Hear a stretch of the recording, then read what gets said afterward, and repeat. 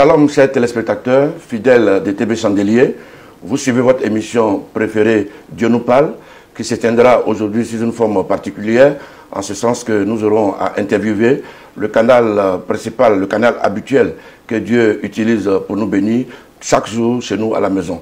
Vous l'avez compris, nous sommes avec le docteur John Yahya Robert et c'est avec lui que nous allons débattre du thème très important, louer l'Éternel. Shalom papa. Shalom. Vous êtes une source de bénédiction pour toutes les nations et c'est toujours un plaisir pour nous de vous avoir. Merci. Alors il faut relever, papa, que cette émission se tient à la demande des téléspectateurs qui ont bien voulu être éclairés sur le sujet de la louange. Alors nous les avons mis en contribution sur la page Facebook de TV Chandelier. Ils nous ont posé beaucoup de questions que nous allons vous ramener et nous souhaiterons que vous puissiez répondre à toutes ces préoccupations afin que tout le monde soit éclairé sur la question. Merci. Voilà, c'est des questions qui nous ont posées, comme je vous l'ai dit. Merci. Et nous tenons à y répondre sans faux fuir. Dans la mesure de l'inspiration de Dieu, nous allons donner des réponses qu'il faut. Alors, chers téléspectateurs, vous l'avez compris, notre Père à tous va répondre à toutes nos préoccupations. Rassurez-vous, cela va se faire sans faux fuyant. Et c'est le souhait de TV Chandelier en initiant cette émission. Alors, donc, nous sommes avec le docteur John Yahya Robert, président du consistoire des églises protestantes évangéliques de Côte d'Ivoire, et également président fondateur de l'église protestante baptiste Œuvre Mission Internationale, qui compte plus de 2000 églises réparties partout dans le monde entier, avec plus de 300 000 membres. Alors papa, il nous est revenu que vous avez été musicien à un certain moment, vous avez aussi chanté. Mais on ne peut pas être musicien à un certain moment, je suis toujours musicien. Ah, donc vous continuez de... La louange, c'est pour l'éternité. D'accord. Voilà. Mais on aimerait savoir, on nous a dit que vous jouiez de la guitare. Ah, ça c'est. Alors comment vous êtes venu l'amour de cet instrument? D'abord, ce que nous avons comme don dans le domaine de la musique, c'est un don inné. C'est cela. Et c'est comme ça, tous les enfants sont des musiciens professionnels. Mais ils sont innés, c'est des dons innés. Et donc, dans le domaine de la louange et de la musique surtout, on est avec. On est avec, c'est un don divin qui vient de Dieu. Mais vous n'avez pas appris la guitare dans un institut, quelque chose comme ça? Non, non, non. D'accord. C'est un don. Et donc, je me suis mis...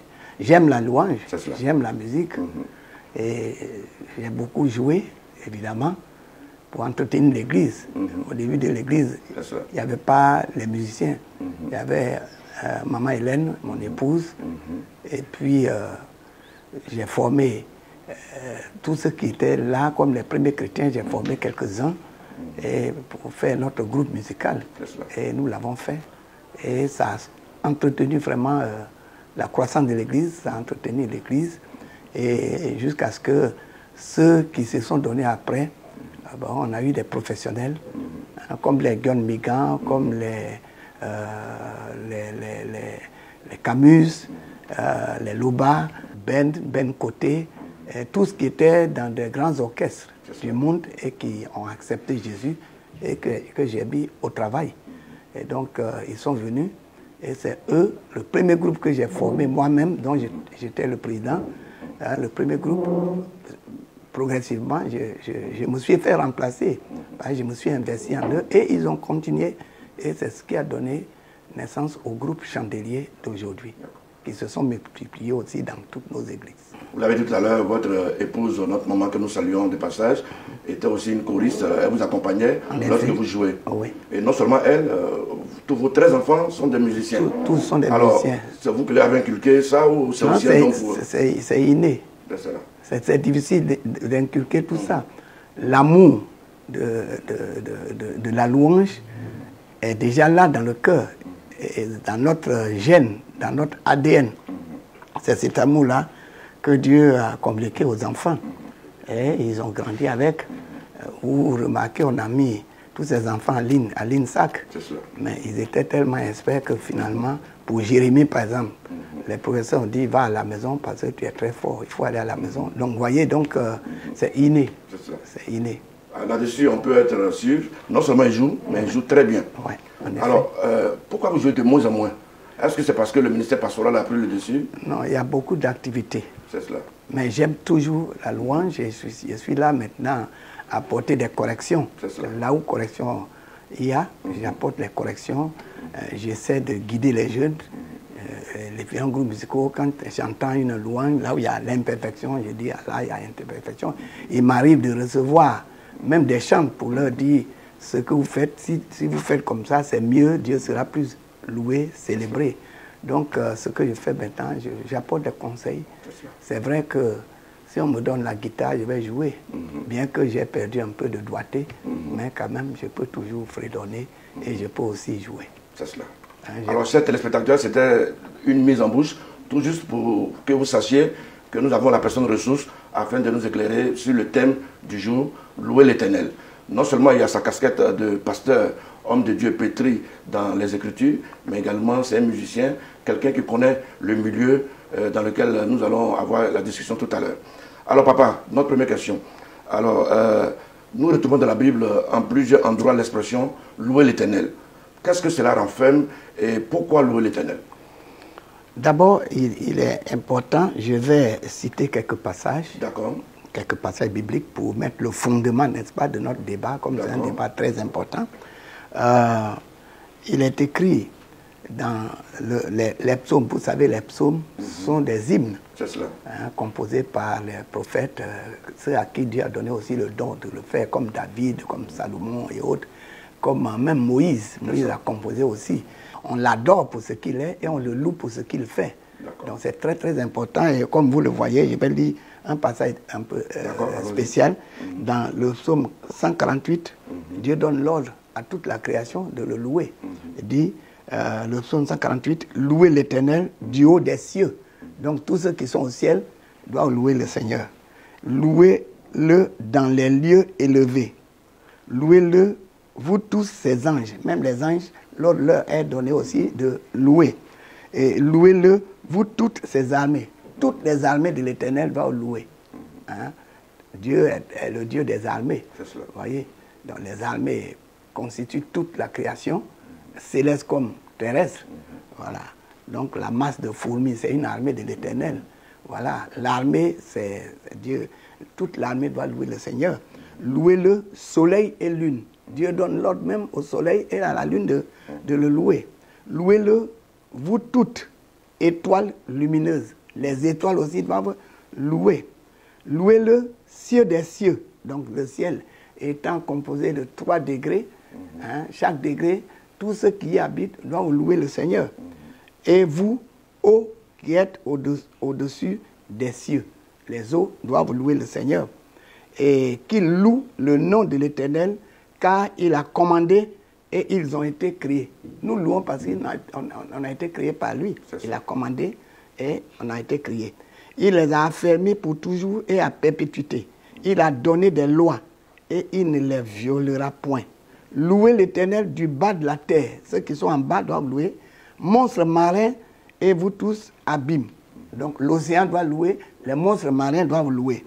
Et il est aussi écrit feu et grêle, neige et brouillard, vent impétueux qui exécutait ses ordres, montagnes et toutes les collines, arbres fruitiers et tous les cèdres, animaux et tous les bétails, reptiles et oiseaux ailés, rois de la terre et tous les peuples, princes et tous les juges de la terre, jeunes hommes, jeunes filles, vieillards, enfants, qui louent le nom de l'Éternel, car son nom seul élevé, sa majesté est au-dessus de la terre et des cieux.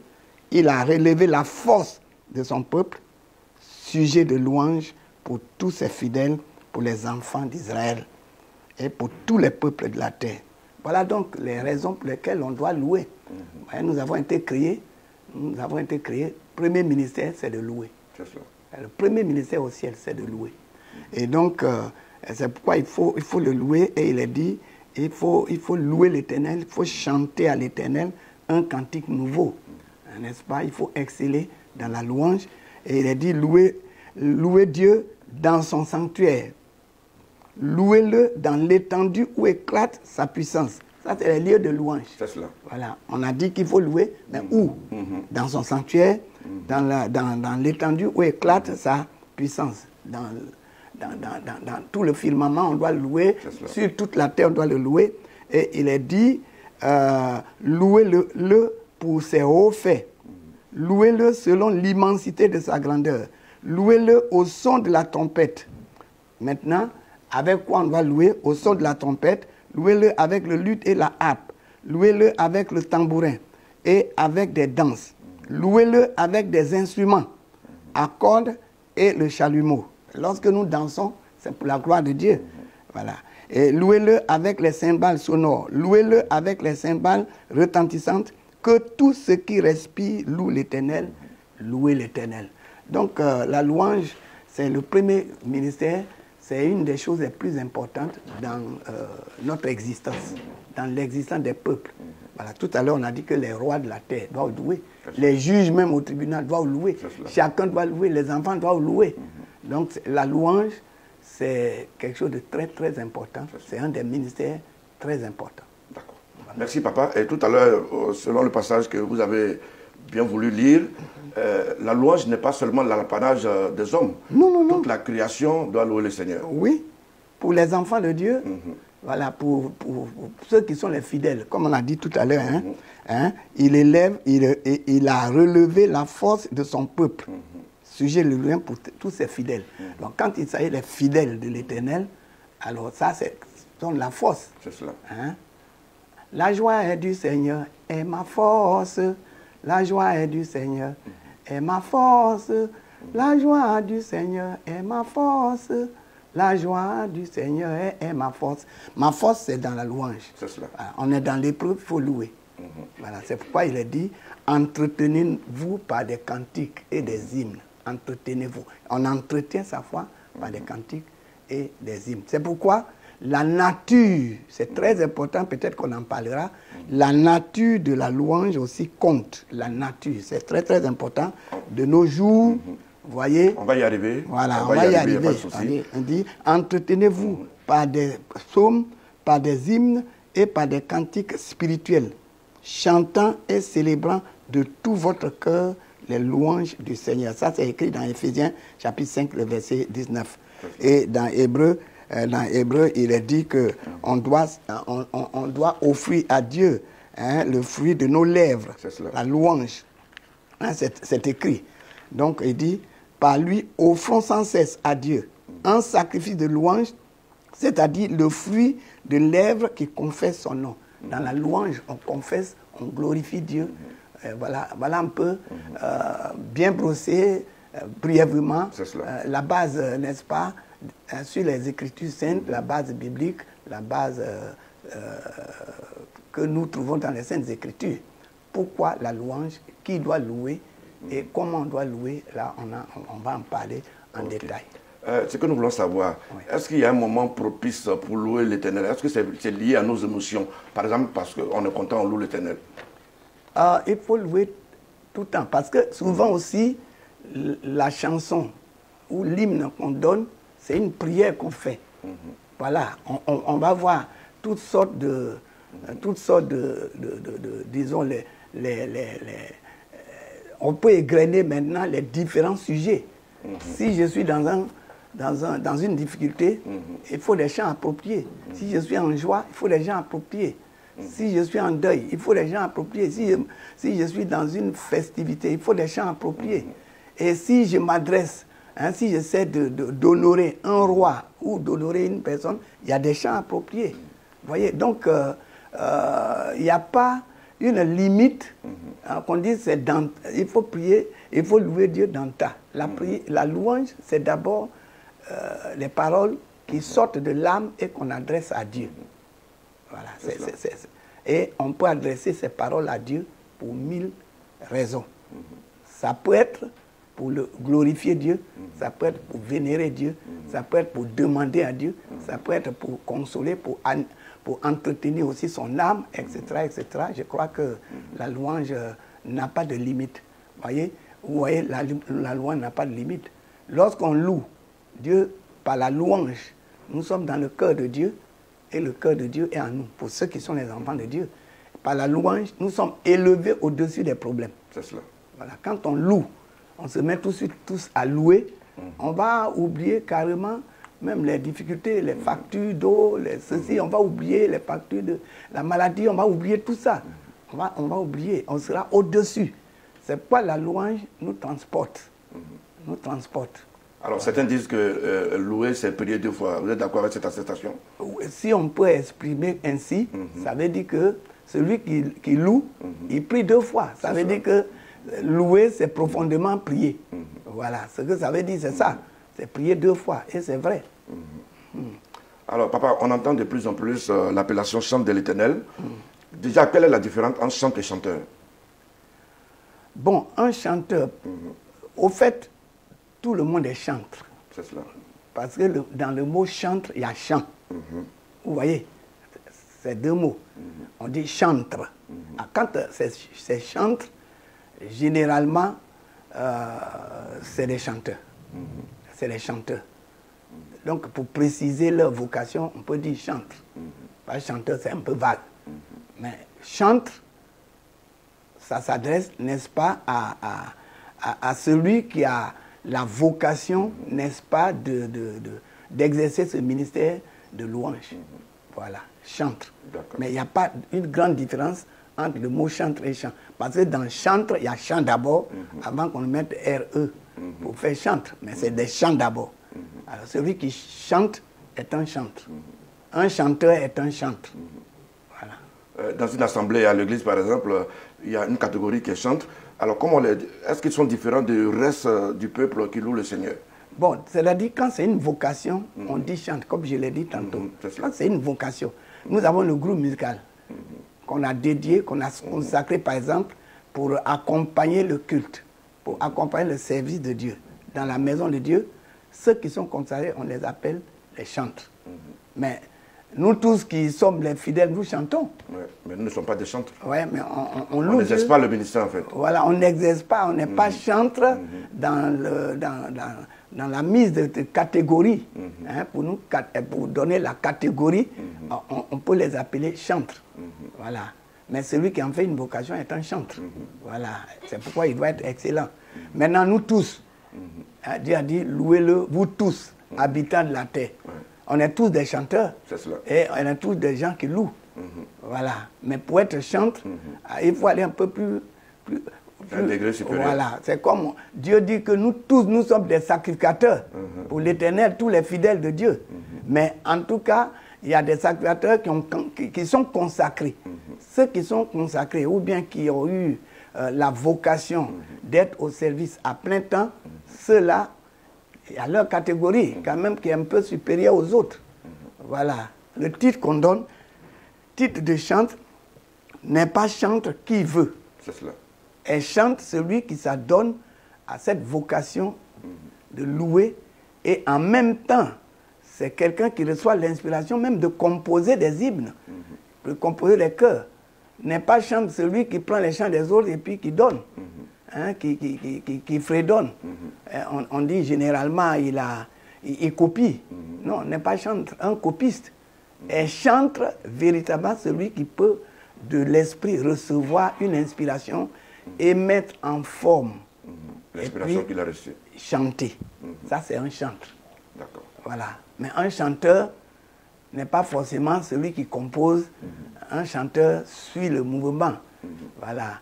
Dans la culture, dans notre culture, au village, on entend souvent les chants. Et puis on peut chanter ce chant sans qu'on ne soit auteur, sans qu'on ne soit spécialisé dans la composition ou bien qu'on soit spécialisé à donner les vers, quand les vers, c'est pas vers à boire, les vers, c'est-à-dire les paroles inspirées qui constituent la base d'une telle chanson. Voilà. Donc un chant, on peut dire, si on veut rendre la chose professionnelle, un chant, c'est un spécialiste. D'accord. Mais plutôt dans le ministère, c'est quelqu'un qui a une vocation de chanter pour l'Éternel. D'accord. Voilà. Vous étiez en train de nous expliquer un peu la nature de la louange à Dieu quand je vous ai interrompu. Oui. Alors, c'est quoi? Quelle devait être cette nature-là? C'est le contenu. C'est important. J'ai déjà fait une émission ici, sur votre plateau, pour donner les différents thèmes. Voilà. Souvent, moi je suis prédicateur, souvent je demande au groupe musical, envoyez-moi votre répertoire. Il n'y en a pas. Bon, finalement, comment on peut être un groupe musical, hein, un groupe dédié à la chose, et puis on ne peut pas avoir un répertoire. Vous voyez, c'est dommage. Dans le répertoire, on voit tous les sujets. Imaginez que je veuille enseigner aujourd'hui, apporter la prédication, n'est-ce pas, prophétiser sur, enseigner sur, par exemple, sur l'amour. Mais il faut le répertoire des chantres que nous avons consacrés. Et ce répertoire me permet de leur dire le message que je vais donner, tel titre-là va avec. C'est cela. Pour éviter le désordre. On ne chante pas parce qu'il faut chanter. Voilà, c'est très important. Tout doit converger. Voilà. Imaginez que vous recevez un roi et vous devez l'honorer. Hein? Le griot va l'honorer par des chants. Hein? Et qu'est-ce qu'il doit dire? Il doit faire des éloges. Mais il ne va pas chanter les chants de mort. Finalement, on va le chasser. Ça va à contresens. Ça va à contresens. On dit il y a le culte, c'est le service. Alors, le peuple est rassemblé pour adorer et pour louer. Adorer Dieu pour ce qu'il est et le louer pour ce qu'il fait. Et le thème du jour est différent, n'a rien à voir avec les chansons qui sont chantées. Alors là, ça va il devait avoir un accord entre le musical et le prédicateur. Normalement, un prédicateur doit être en accord avec ses chantres. Et les chantres aussi doivent être soumis, n'est-ce pas? C'est les ministères qui se complètent. On dit Dieu siège dans la louange de son peuple. Alors, si son peuple, hein, Dieu va donner la parole, c'est Dieu qui va parler. C'est cela. Hein, n'est-ce pas? Et puis, la louange, ceux qui vont amener le peuple à louer. Dire aux choses ce que Dieu va dire. Voilà, vous voyez. Et ils disent autre chose. Ça ne marche pas. Et de nos jours, c'est comme ça. Il n'y a pas d'ordre dans le culte par rapport aux chantres. Ils ne respectent aucun ordre et il y a le désordre. Mais à qui incombe cette responsabilité-là? C'est l'église, c'est le pasteur, c'est le dirigeant. C'est lui qui officie, c'est lui qui est l'administrateur principal. C'est lui qui va leur dire. Mais très souvent, eux, on leur dit, mais ils ne suivent pas. Dans ce cas, il y a péché. Voilà. À vous entendre, il devait y avoir un accord entre tous les éléments qui vont concourir à la bonne tenue du culte, le dirigeant, le groupe musical, le prédicateur. Normalement, avant un enseignement, avant un séminaire, avant une conférence, tous ceux qui vont apporter la louange, hein, pour permettre à Dieu d'être élevé, glorifié, et pour lui permettre même de nous accorder des faveurs, tous ceux-là qui sont des chantres doivent s'entendre avec les prédicateurs. Et c'est comme le prédicateur s'entend avec le président du culte. Voilà. Un président du culte ne se lève pas pour venir sur la chaire et commencer à dire des choses sans savoir quel sera le contenu du message. Qu'est-ce qui vient du ciel? Et comment accompagner ce qui vient du ciel par la louange. Par exemple, la louange est céleste. Bon, si ça vient du ciel, si c'est Dieu qui a inspiré le message, ça vient du ciel. Et la louange, qui est une chose céleste, n'accompagne pas cette parole qui vient du ciel. C'est qu'il y a un non-sens. C'est que le culte n'est pas agréable. Voilà, c'est très important. D'accord. Alors, de plus en plus, nous assistons à une floraison des chantres, voilà, qui produisent des œuvres discographiques, mais qui réclament souvent, quand ils sont invités dans les églises, des cachets. Mais est-ce que ça, c'est normal? Normalement, je parle de notre expérience. En tant qu'ancien, j'ai dirigé un groupe musical et il y avait des groupes musicaux, des chorales même, à notre époque de notre jeunesse, quand l'église démarrait, avec d'autres communautés sœurs. Souvent, on se retrouve à des programmes et on invite un groupe ou d'autres groupes ici. Mais quand on y va, on ne réclame rien. Parce qu'on va pour d'abord adorer Dieu.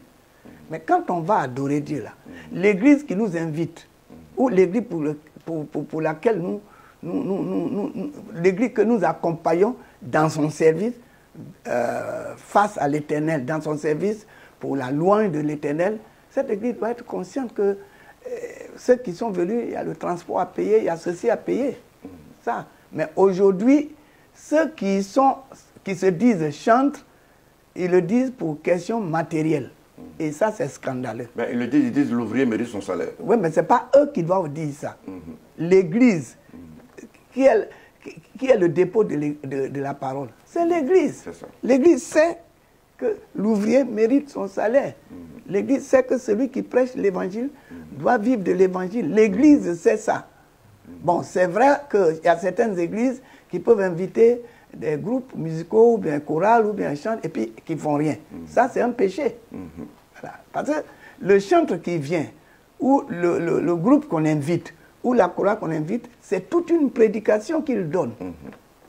On a dit tout à l'heure, chanter, c'est prier combien de fois? 2 fois. Ah, 2 fois au moins. C'est eux qui soutiennent tout ce qui va vers le ciel. C'est cela. Bon, qu'est-ce qu'on fait? On doit les soutenir.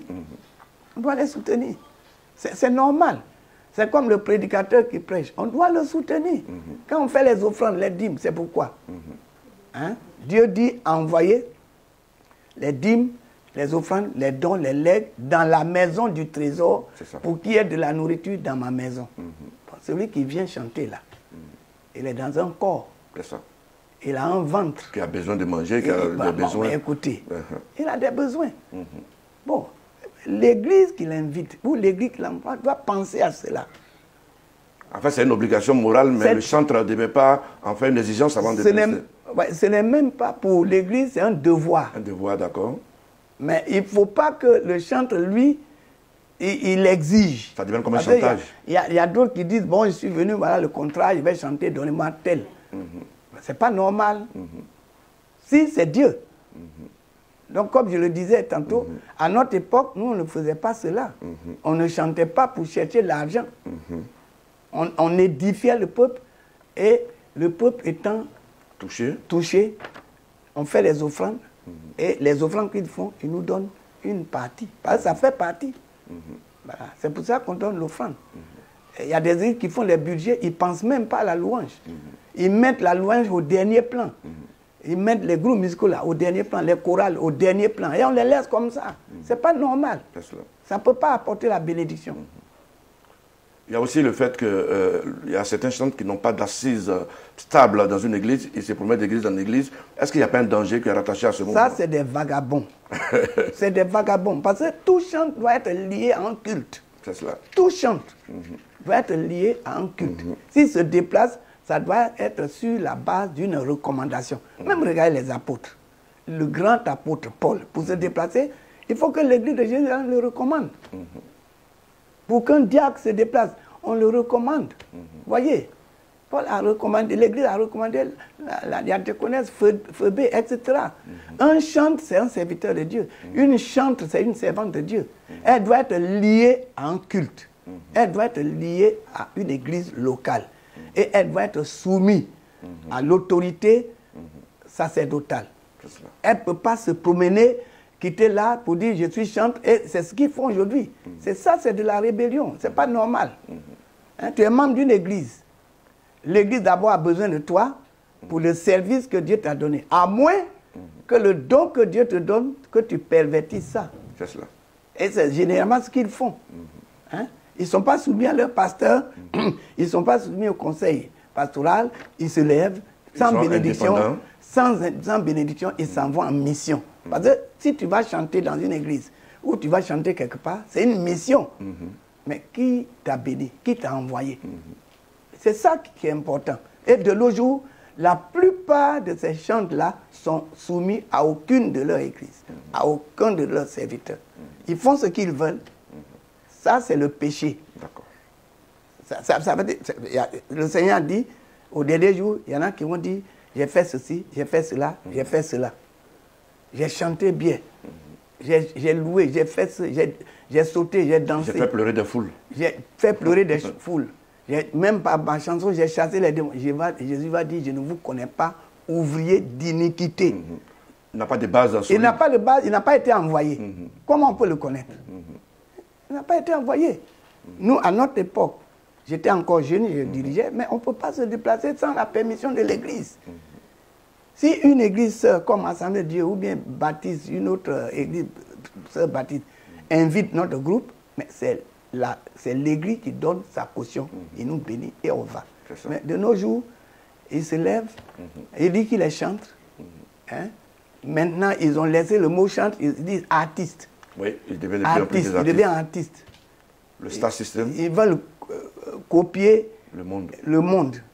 Mais ce monde-là n'est lié à rien. Ce monde est lié au diable. Il y a des rythmes, papa, par exemple, qu'on ne peut pas danser autrement. Le mapuka, Oui. qui est en train de rentrer à l'église. Oui. Il y a le mapuka gospel qui est en train de rentrer à l'église. Le mapuka, vous savez, on ne peut pas le danser sans remuer les fesses. Aujourd'hui même, on entend parler de zougou gospel, coupé décalé gospel, rap gospel.